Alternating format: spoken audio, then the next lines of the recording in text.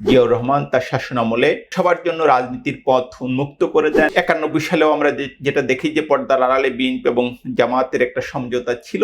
5ই আগস্টের পর দাবা খেলাটা উল্টে যায় এবং একটা নতুন পরিস্থিতি তৈরি হয়। রাজনীতিতে এটা খুব ঘটনাবহুল কোনো সময় নয়। আমরা যেটা দেখি যে তেমন কোনো ঘটনা ঘটছে না, পরিস্থিতি মোটামুটি শান্ত এবং ইতিহাসে এটা অভিনব কোনো সময়ও নয়। আমরা যদি অতীতের দিকে তাকাই তাহলে বেশিরভাগ সময় আসলে এমনই থাকে। এই পরিস্থিতিতে একটা খুবই গুরুত্বপূর্ণ প্রশ্ন যে বিএনপি এবং জামাতের সম্পর্কটা কেমন। এই প্রশ্নের উত্তর দেওয়ার আগে আমি কয়েকটা দিক খেয়াল রাখি যে বাংলাদেশের ইতিহাসে যে যাই বলুক, ফজলুর রহমান সাহেবরা এখন যেটাই আবিষ্কার করুক কিংবা মির্জা ফখরুলের কথাও আমি বলতে পারি, এমনিতে বিএনপি এবং জামাতের সম্পর্কটা ঐতিহাসিক।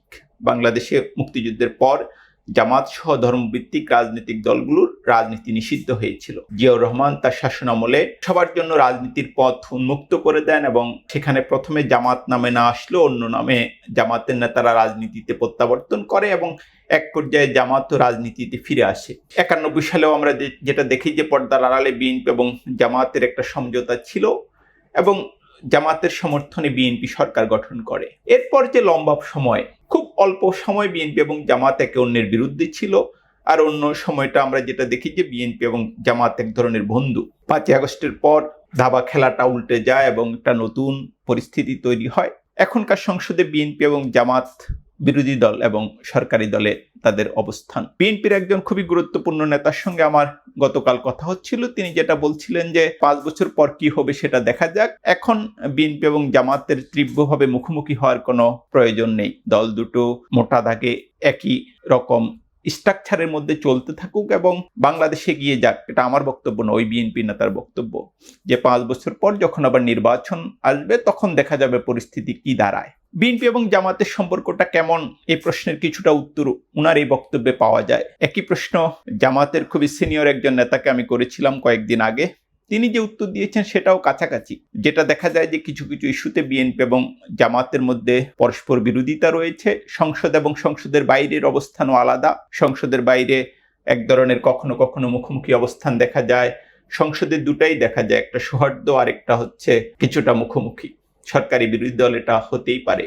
জামাতের ওই নেতা যেটা বলছিলেন যে কিছু কিছু বিষয় বিএনপি এবং জামাতের সম্পর্কে এখন একটা নিয়ামক, যেমন একটা হচ্ছে তারেক রহমান এবং ডক্টর শফিকুর রহমানের যে বডি ল্যাঙ্গুয়েজ বলি, তাদের যে বক্তব্য বলি, সেটা সংঘাতময় নয়। সেটা যেটা দেখা যায় যে দুই পক্ষ কাছাকাছি ভাবে এগুতে থাকবে এরকম একটা পরিস্থিতি তাদের দুজনের বক্তব্যে রয়েছে এবং মোটা দাগে তাদের এই বক্তব্যের প্রভাব রয়েছে দলে।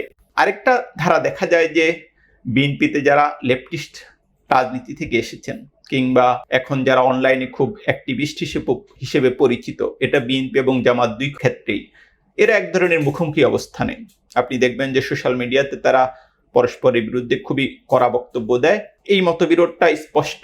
আরেকটা যেটা দেখা যাচ্ছে যে জুলাই আন্দোলনের ভিত্তিতে যেসব সংস্কারের কথা হওয়ার কথা ছিল কিংবা গণভোটের রায়, এসব প্রশ্নে বিএনপি এবং জামাতের মোটা দাগে মতবিরোধ রয়েছে। কিন্তু তারপরেও জামাত কিংবা বিএনপি কেউই সেটাকে সংঘাতের পর্যায়ে নিয়ে যেতে চায় না। জামাতের যে কৌশল দেখি আমি সেটা হচ্ছে যে বিএনপি 4-5 বছর ক্ষমতায় থাকুক, তারা নিজেদের মতো জামাত তাদের রাজনীতি এগিয়ে নিয়ে যাবে এবং নির্বাচনে তারা একটা বড় প্রতিদ্বন্দ্বিতা গড়ে তুলতে চায়। অন্যদিকে বিএনপির যেটা পলিটিক্স, দুটো ধরনের পলিটিক্স আছে। একটা হচ্ছে যে ভেতরে একটা মত রয়েছে যে জামাতের যেসব অর্থনৈতিক ব্যবস্থাপনা রয়েছে সেটাকে দুর্বল করে দেওয়া এবং জামাতের ধর্মীয় যে প্রভাব রয়েছে সেটা কমানো। আরেকটা পলিসি আছে যে জামাতের সঙ্গে সংঘাত নয়, এটা হলো দেখা হবে যে কতটুকু জামাত যেতে পারে, কতটুকু তারা যেতে পারে, তারপর একটা সৌহার্দ্যপূর্ণ বা একটা শান্তিপূর্ণ পরিস্থিতিতে এগুনো। রাষ্ট্রবিজ্ঞানের যে কোনো ছাত্র এটা বুঝতে পারবেন যে এটা মূলত একটা রেড লাইন।